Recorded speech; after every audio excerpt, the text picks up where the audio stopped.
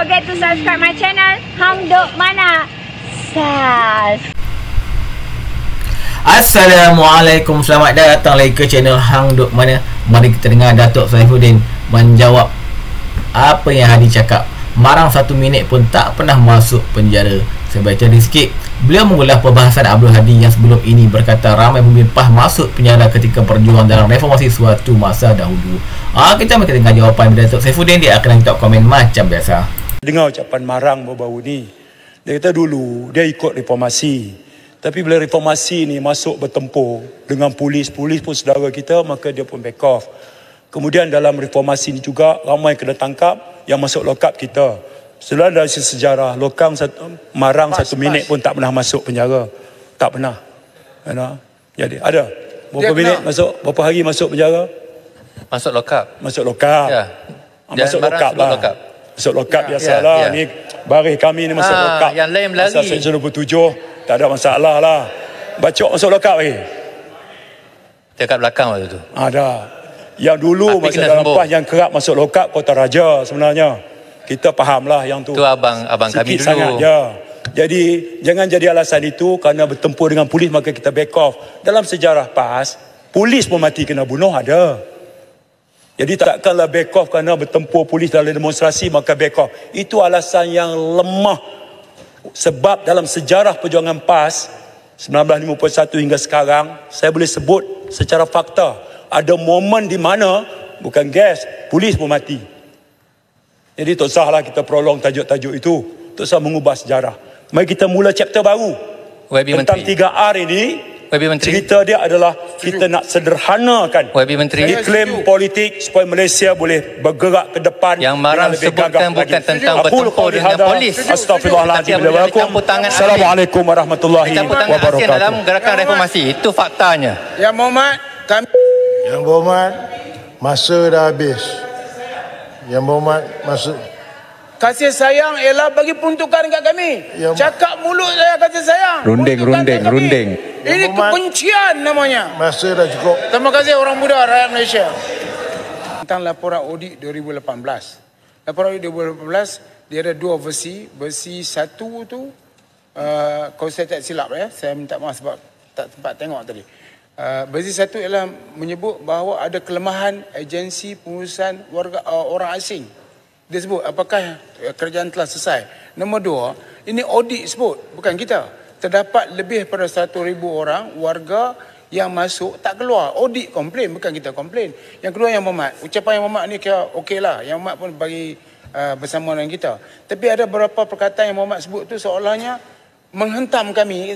Yang Muhammad tak sebut nama. Kena sebut nama ahli parlimen yang timbulkan benda itu. Kalau tidak orang nampak seolahnya macam kita ni anti China. Tidak, kami bukan anti, kami sayang. Macam semua pihak. Tetapi kami anti kepada orang yang menyalahgunakan apa yang sekarang saya nak tanya.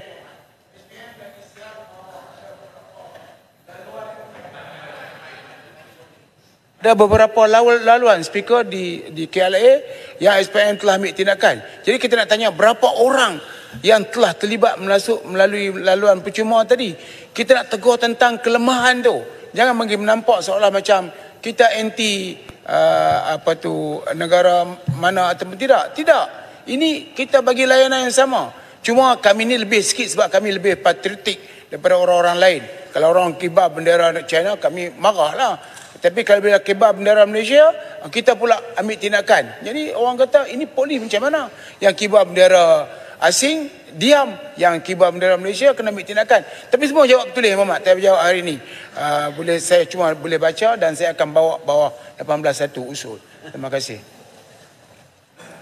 Terima kasih. Arau, saya nak ulas satu aja lah ya.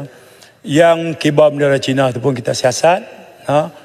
Yang kedua tu bukan siasat kibar bendera. Dia buat perhimpunan. Di bawah Akta Perhimpunan Aman ni, dia pun ada tertib dia je. Tanggungjawab penganjur, tanggungjawab peserta dan tanggungjawab polis. Jadi siasatan tu tentu. Dia bukan siasat pasal kibar bendera. Tetapi yang bendera Cina di kibar Cina memang siasatan dibuat. Memang ada peruntukan tertentu dalam kanun kesesahan yang tak membolehkan perbuatan itu. Dari siasatan berjalan. Itu tak isu. Baik, ha? Soal berapa ramai. Boleh tak yang berhormat masuk dalam social media? Tuan nak jawab. Jawab serta-merta. Ini kelemahan pihak kerajaan sekarang ni. Bila orang kata, dia tak jawab. Jawab. Benda tu sebenarnya semua kena ambil tindakan. Jadi kalau kita tak jawab, jadi orang duk hentam kita lah. Ya. Kami pula mempertahankan kerajaan. Bukan kerajaan bertahan kerajaan. Terima kasih. Jadi saya lantik Arau pula. Saya lantik Arau jadi jurucakap saya untuk jawab lah. Aduh. Baik. Datuk, penamatnya begini tu. 3R ni tu. Kalau kita semua ambil tanggungjawab, insya-Allah kita boleh redakan suhu dia. Saya tekad dah di rumah lagi tadi duk nak baca satu kisah. Ya. Dia cerita kita begini ya. Dalam misi dakwah Nabi ni, ia adalah misi cinta dan kasih sayang. Bukan dakwah yang mengancam dan menakutkan. Dikisahkan melalui riwayat Abu Hurairah radhiyallahu anhu bahawa pada satu ketika ada 2 orang sahabat datang pada Nabi sallallahu alaihi wasallam. Mereka mengadu pada Nabi perihal kaum musyrikin yang mengganggu kaum muslimin. 2 sahabat tersebut minta agar Nabi berdoa pada Allah Subhanahu Wa Taala agar musyrikin tersebut ditimpakan azab oleh Allah Taala. Namun Nabi jawab, sesungguhnya aku diutuskan bukan untuk melaknat, tapi aku diutus untuk memberi rahmah dan kasih sayang. Duk tuan tu. Harap setuju dengan saya nah. Ya, jelas. Baik itu kita ni kan dalam bab-bab ni terus duk kunut nazilah sama kita lah. Hak tu rasa keterlaluan sangat. Kita beza cuma dari segi politik. Ali beza politik dengan Muawiyah. Ali tak kafirkan Muawiyah, Muawiyah tak kafirkan Ali. Ali tak kunut nazilah Muawiyah, Muawiyah pun tak kunut nazilah Ali. Beza politik. Kita ni sampai boleh bagi justifikasi dengan kunut nazilah, minta binasakan, timpa azab. Saya baca hadis tadi, hadis sahih. Jadi biar ada penghayatan peringatan buat kita dan buat semua. Duduk tentu dulu satu. Yang kedua, saya pun nak sentuh yang saya dengar ucapan Marang baru-baru ni. Dia kata dulu dia ikut reformasi.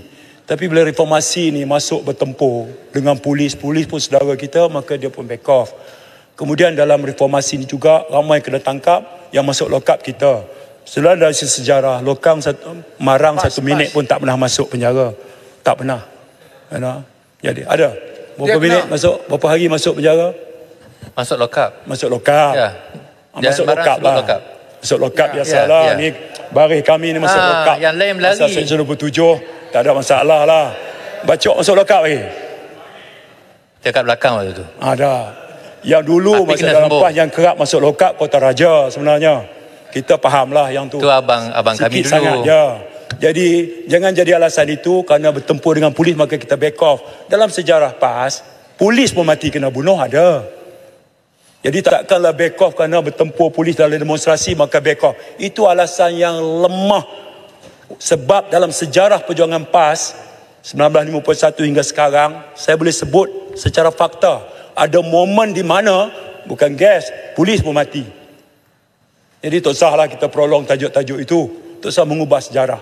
Mari kita mula chapter baru. Tentang 3R ini, cerita dia adalah kita nak sederhanakan iklim politik supaya Malaysia boleh bergerak ke depan. Yang Marang sebutkan bukan tentang bertempur dengan polis. Astagfirullahaladzim. Assalamualaikum warahmatullahi wabarakatuh. Dalam gerakan reformasi, itu faktanya. Yang Muhammad, Yang berhormat, masa dah habis. Yang berhormat, masa... kasih sayang ialah bagi peruntukan dekat kami. Cakap mulut saya kasih sayang. Runding. Ini kebencian namanya. Masa dah cukup. Terima kasih orang muda rakyat Malaysia. Saya baca detail lagi. Datuk Seri Saifuddin Ismail menegaskan bahawa Tan Sri Abdul Hadi tidak pernah dipenjarakan dalam sejarah. Saifuddin menjelaskan bahawa ramai pemimpin yang kini berada di pihak kerajaan pernah ditangkap semasa reformasi dahulu, tetapi bukan Hadi.